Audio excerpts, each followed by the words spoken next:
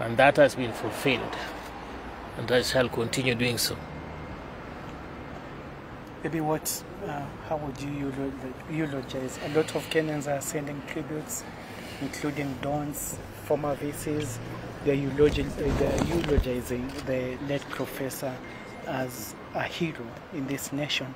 In all aspects, he was second to none in whatever duty and responsibility he undertook.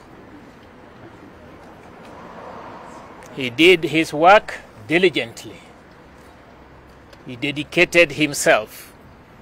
He gave himself to whatever responsibility he was given.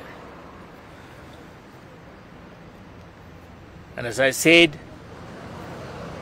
we are pure mentoring, and people tend to think we do things the same way, although I'm not a public figure. But in private, we were the same in many ways, in many decisions. He never took a second position in anything. He would take a first position in whatever way. And there was no opposite of the right, the correct, the ideal. As a human being, of course, he had his other side. But that is interpretative. The only thing I can say, he was second to none in whatever responsibility he took and he was given. He was very respectful to the authorities. Maybe I remember his great days at the Senate of the University of Nairobi. He had such gifts, understanding of literally every situation, control of every situation. And I don't remember any single day that he never gave the correct position. And anybody defying that would finally realize that that was the correct position.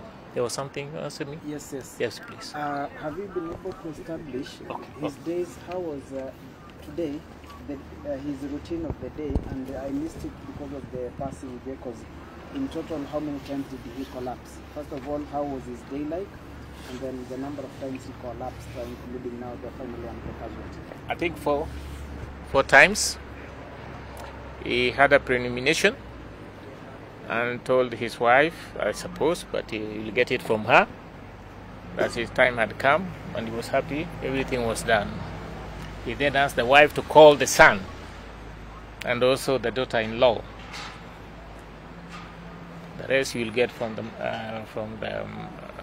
wife. And then at that time, he also said he wanted to see me. And the wife did the same.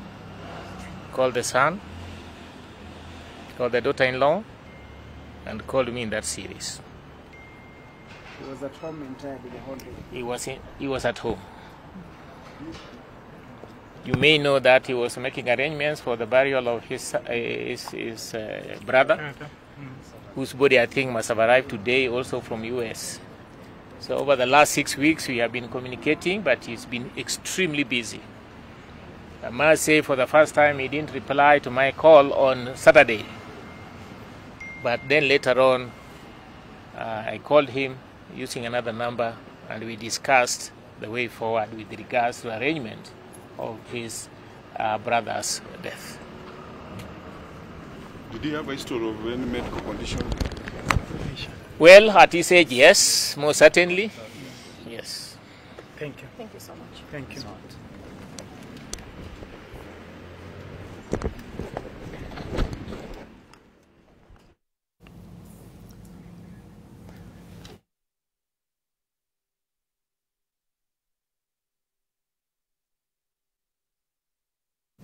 Right, and that is Professor Walter Mwanda, who is a colleague of Professor Magoha, the late, who is actually a professor at the University of Nairobi and a great colleague, as he says, of the late Professor George Magoha. If you're just joining us, you must have seen the news that we have lost the immediate former cabinet secretary in charge of education, that is CS Magoha, who suffered cardiac arrest and was unable to be resuscitated at the Nairobi hospital. We shall take a quick break. We shall be back with a lot more on this issue.